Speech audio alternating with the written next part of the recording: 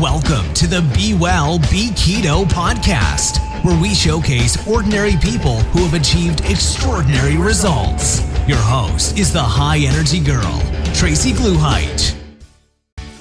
Hey there, this is Tracy, and welcome to the Be Well, Be Keto podcast.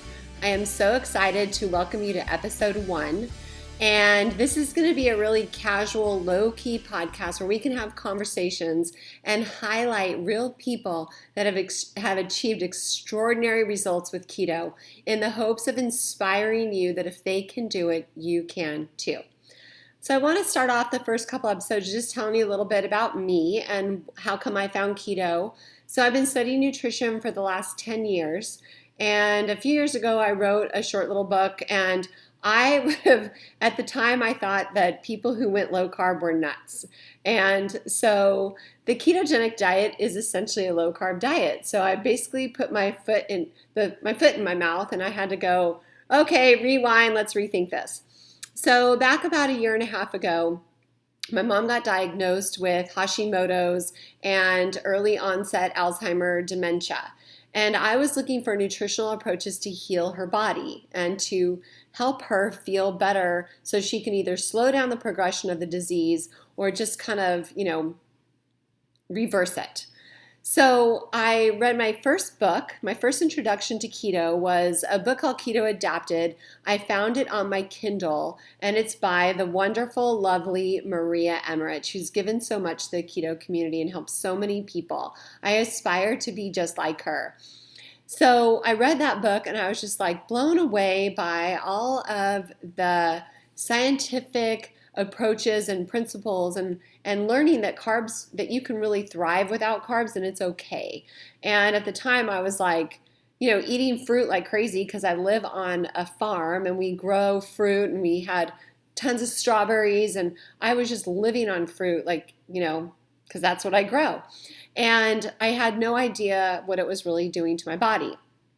So essentially a ketogenic diet comes in several forms. Now, I have a very bio-individual approach because some like higher fat, some like higher protein, but traditionally it's about a 75% fat diet. Now, this is healthy fat. Don't be thinking, yucky, unhealthy fat that's been fried in trans fats or the bad fats. There's good fats and there's bad fats. And I think I have a video about that on my blog.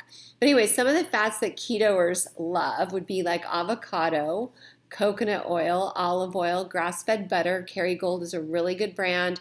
Macadamia nuts and fatty pieces of meat such as I love grass-fed ground beef is good, bacon, eggs. Some people do dairy. A lot of people can handle dairy, so lots of cheese. Oh my gosh, I miss cheese. I'll tell you why I'm not eating it in a bit. But a lot of healthier fats. So I love the grass-fed products are my favorite, like the Kerrygold cheese, Kerrygold butter, things like that. So then we also have this is traditional keto, okay? So then it's about 20% protein. So healthy protein, like salmon, sardines, grass-fed ground beef, lamb, wild game.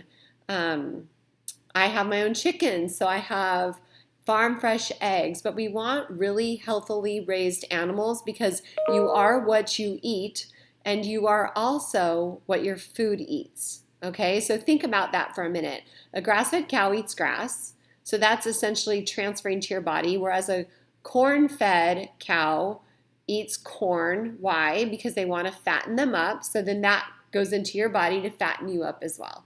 So there's a lot more detailed explanation.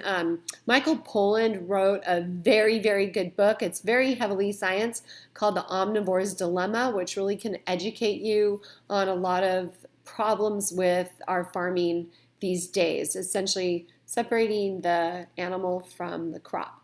But I'll let you read that. Very good book.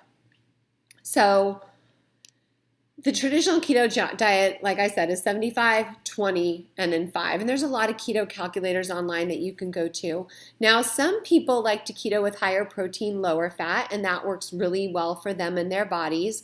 And other people have food sensitivities like me, and I can't eat a lot of the foods that I really want to eat, and I discovered all of that by accident. So one of my favorite things is talking about how I was able to do a food sensitivity test and discover what I couldn't eat and how I need to repair my gut. And that's why I have been at a sticking point. So some of the health trends with keto, like when I was doing all my research and listening to podcast after podcast, my first one, by the way, that really got me synced in and really just loving keto was Tim Ferriss interviewed Dr. Dominic D'Agostino.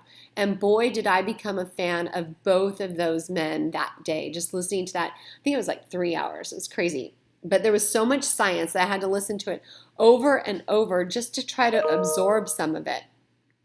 So back when I was a kid, like a teenager in the 80s growing up, the big thing then was low fat, right? We had low fat Entenmann's and Snackwells, and you could eat a whole pound of licorice because heck, there was no fat in it. And we used to eat everything low fat. Bagels were just huge back then. Lots and lots of bagels, but no cream cheese because that was the bad part, right? So, and then all of the fat-free cheese. Oh my gosh, that stuff's like rubber. I would never even think about buying it then. Well, let me show you what happened. So when we were taking all the fat out of our diet, check this out. This is a map on the CDC website, okay? So this was in 1985, and only about, like if you see here, there was, in the fatter states, it was only 10 to 14% were considered overweight. Okay, so these are obesity trends. Now watch this. 86, we've got a couple more. So back here, there was only like there was only like a few, and then we go down and it gets more. And 87, we've got a lot more dark blue. Oh, there goes California. And we get more dark blue, a lot of dark blue. And now we add another color. Check this out. 893. Look at all that. 19%. Oh, we add another color for the people who are over 20%. So 97, we add another color. Oh, look at that, Alaska. Keeps going and going. 2000, 2001. Oh, we have one state that is now over 25% obese.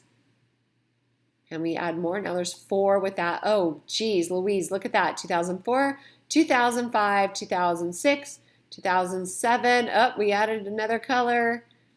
Over 30%. And that one keeps